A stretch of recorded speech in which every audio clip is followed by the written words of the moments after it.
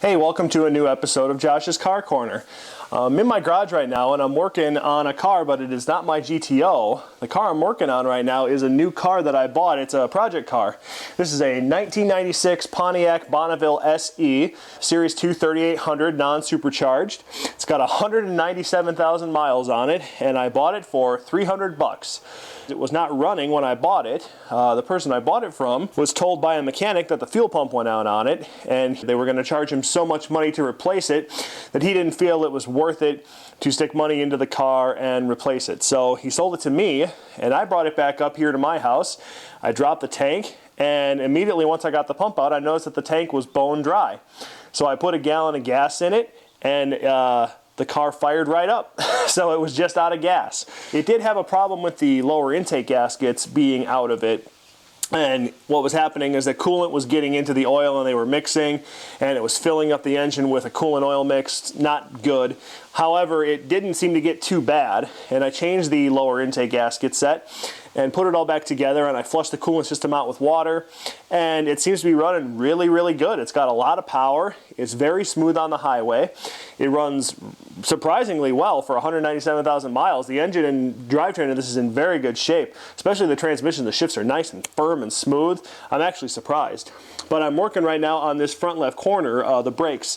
The previous owner was having front brakes done, and he got the right front corner done, but the left front corner never got done, and I think I know why. It's because the bolts that hold the caliper in there were really stuck in there, and I really had to work hard to get them out.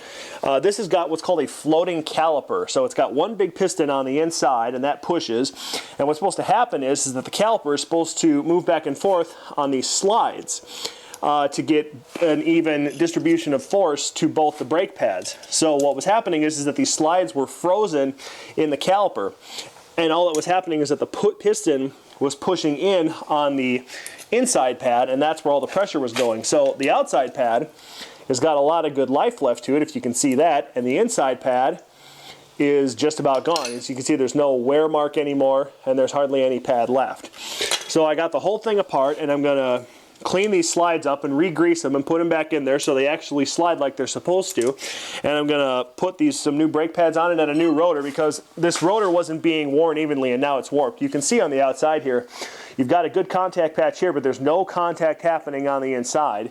And that's because the back pad was doing all the work, and you can see here you've got a nice even contact patch. But because this was doing all the work, this surface is now warped. And I could get this rotor turned, but I've got a brand new one sitting in the box that came with the car, so I'm just going to use that. Once I've done that, this thing has been pretty good working order. I have a couple of choices for what I can do with this car, and I can't really decide what to do with it. I mean, the first thing I was going to do with it is buy it, fix whatever was broken, if it was going to be cheap, and then turn around and sell it. And I could still do that. The only issue is with a bad fuel level sender that might steer some people away from buying it, even though it's got a trip odometer, and you could just go off of that and figure out how far you can go on a tank. I could also donate this car. We have a service here in Wisconsin that's called Rawhide. You can donate cars to for a tax refund, and it's a minimum of $500. But if they sell the car, you can get up to the value that they sell the car for a tax refund. So I could do that. There is a racing series that's run at a circle track east of Madison, a place called Jefferson Speedway, that runs a series called Road Warriors. It's for production front-wheel drive V6 sedans, and this thing qualifies. I could strip it out and turn it into a circle track car and run in that series, which I've never had a purpose-built race car before. I had the Grand Prix, but the Grand Prix was never specifically a race car. I also drove it on the street. So I could do that and have a racing car for the first time, and it could be a lot of fun. I don't think I'd have it ready to run this year, but for next year I could have it ready to run for the whole series. I'd probably have to spend at least $1,000 on safety things like a roll cage and a racing seat and things like that, and got to take all the glass out of it and buy myself a racing suit and all those things.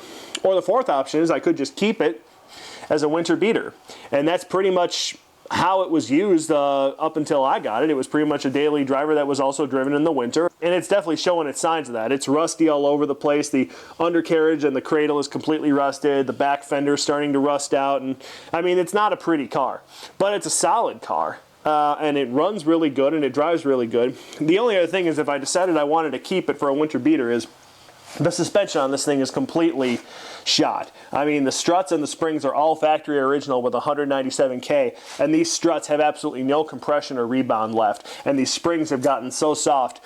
When you turn the wheel in this thing and you're driving, this car doesn't turn, it pitches, and the whole thing just leans back and forth. Unfortunately, it's leaning the wrong direction you want it to lean for going into corners. So if I am going to keep it, all the suspension needs to be replaced. So, and that's going to cost some money too. So I'm not exactly sure which direction I should go. So I'm going to ask you guys what you think I should do with this car.